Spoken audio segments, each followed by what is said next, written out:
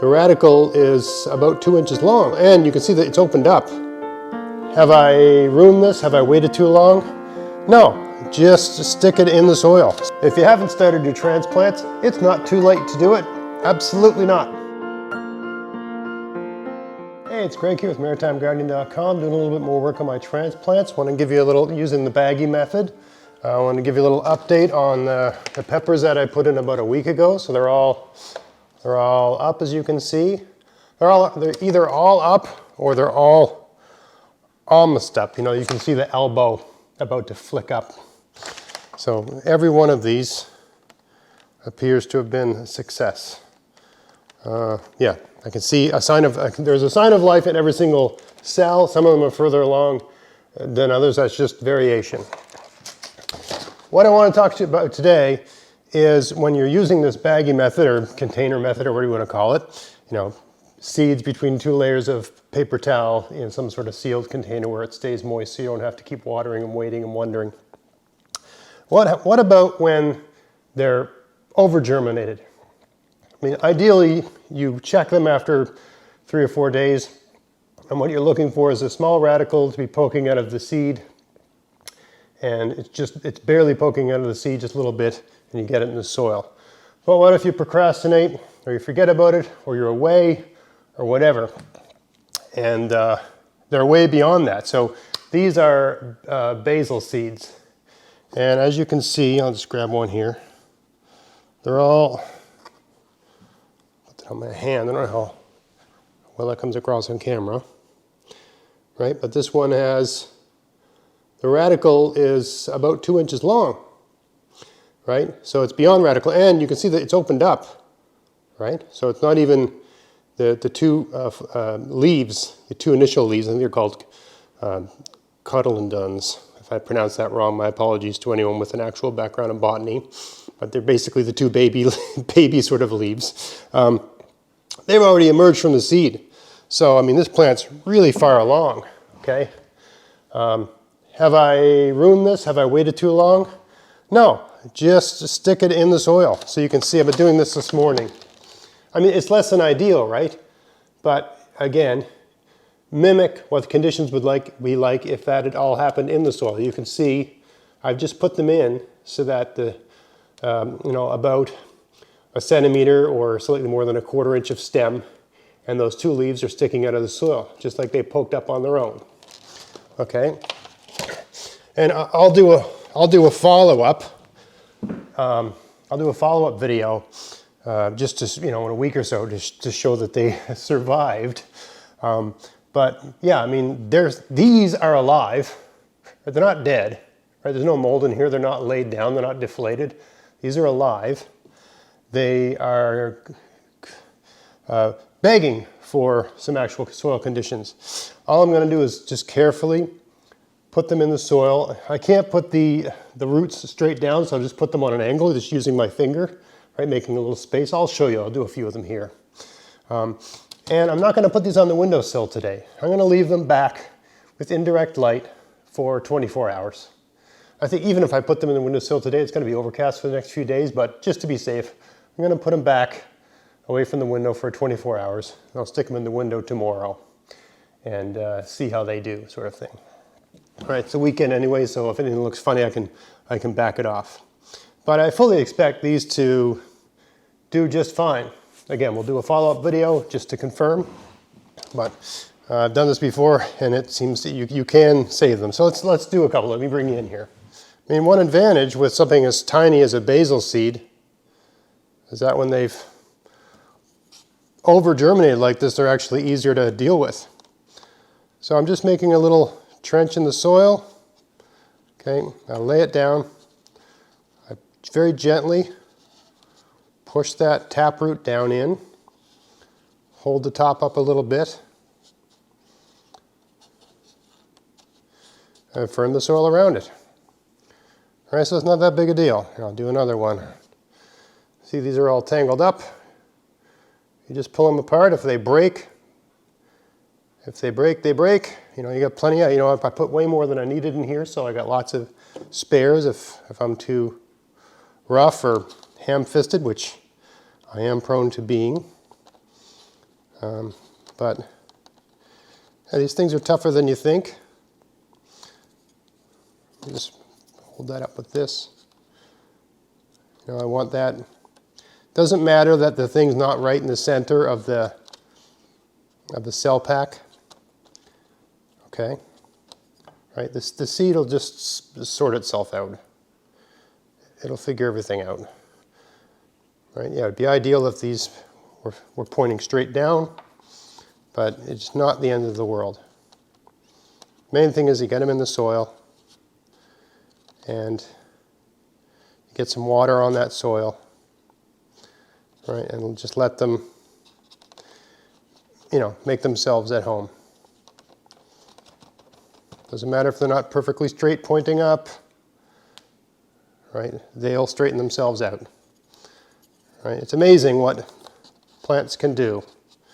It's amazing how irrelevant we are to the equation sometimes.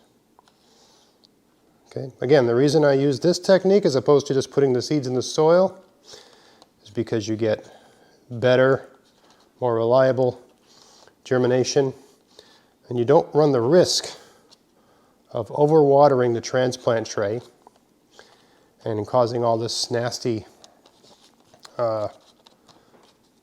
fungus and stuff to build up on the surface of the soil, right? Because when you got seeds right next to the surface, they have to be kept damp to germinate. And if you just put the seeds directly in the soil, you're inclined to water them all the time to keep the seed moist. And when that happens, you set up the ideal conditions for various fungi to start living in that surface. Whereas in a more natural situation, you know, the soil gets watered and it dries out and it bakes in the sun kills everything. Then you water it again, the soil gets wet and then it dries out and then it bakes in the sun dries out the surface of the soil. And it's much more, not impossible, but more difficult for fungi and things like that to build up. Okay, I'm gonna put the lid back on this. My basil. Right? These are spares. I haven't got room for any more transplants than this, but if I notice after 3 days one of these seems to have failed or something, I can still stick one of these in. But that's all my basil already. I think I salvaged them all. I'll do a follow-up in a week just to show you how those are going. Okay, we got our basil done, so now let's check out the situation with our tomatoes, right? I got tomatoes that I started about a week or so ago. Yeah, they're not too bad, right? You can see there. The leaves have not emerged from the seed. So these are more ideal. Really, I should have put these in the ground a couple days ago, but it's still going to work out just fine. These look very similar to the way the peppers looked when they were stuck in the ground. As you saw earlier, the peppers are doing just fine. So it will be nothing to get these into the soil. Now these are very, very tiny. I mean, you could use tweezers, I guess. I'm always afraid I'm going to over squeeze with the tweezers. I got a little bit of cardboard here. I can pick these off as well. But yeah, let's get this in. Doesn't look like the leaves have poked through yet, so just going to stick them in. I mean, these are so far along that I imagine they'll emerge in a matter of days, I would think. I'm planting them very shallow. Don't worry about the radical, the root thingy. It's going to respond to gravity. It'll go down. So plant them, you know, no more than a 1/4 inch deep here. Okay, you're going to put a little bit of water. I mean, the soil in this transplant tray has been pre-moistened before I even put it in the cells. Right, I put it in a mixing bowl. Someone commented, you know, I can't believe that you're doing that on your nice kitchen table. Not only do I do it on my nice kitchen table, when I'm mixing the soil up, I use our nice mixing bowls. So, you clean it, it's fine, you know, and of course, wife's not home. So it's Thunderdome. I can do whatever I want. She's not going to watch this video anyway. Yeah, there's 6 done there. I'll just put that there to know that I gotta do the rest of them. But you see, that's not a big deal, right? Easy peasy, right? These will be up in a few days. Watering, there's 1,000 ways to do it, you know. But I think each of these, because the soil's already moist because I watered them a little bit, just a teaspoon of water is really all that's needed. Right? This might look a little anal retentive, but it actually, if you ever water transplants, it's hard to do without making a mess, and it's hard to do without overwatering. Use a teaspoon like this, you saw it's very quick. But we can't overwater because we're literally measuring how much is going in each cell. So it's kind of idiot proof, right? Start at this end, get to that end. It's gotten enough water, there's no questions about it. And I don't do this every day. I do it when it looks like it needs it. I touch, you know, like with these peppers, right? You touch the soil, I still feel moisture. So I'm not worrying about it. I'll give it another day. Every 2 or 3 days I give it a little bit of water, but not much, right? You just go by feel. Anyway, so there we go, using this sort of baggie/container method. I got my basil in the ground, got my peppers going, I got my tomatoes. I'll do a follow-up in a week just to confirm that everything's still alive. If you haven't started your transplants, it's not too late to do it. Absolutely not. Even for things like peppers and tomatoes, you can do it now, especially if you live where I am.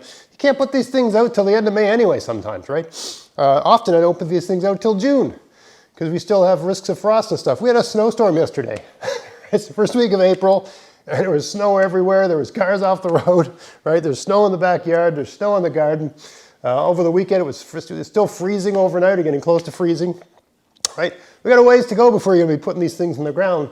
So don't feel like you missed it. It's fine. You can start your transplants today, next week, week after that. You got plenty of time for tomatoes, peppers, all these heat-loving things like basil. Don't worry about it. So I hope you found this interesting. If you did, please like, share, subscribe, and until next time, get out there, get at it, have fun in your garden. Thanks for watching.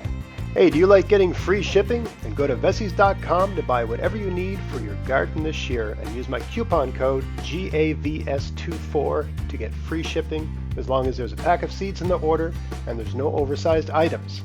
Check out the description box of this video for details. You can buy everything you need from Vessies. They have seeds, fruit bushes and trees, soil amendments, pest solutions, tools, clothing, and lots of other stuff too. So yeah, if you want to help support everything I'm doing here and you like free shipping, and they sell something you need, buy it from them, use my coupon code. Happy gardening!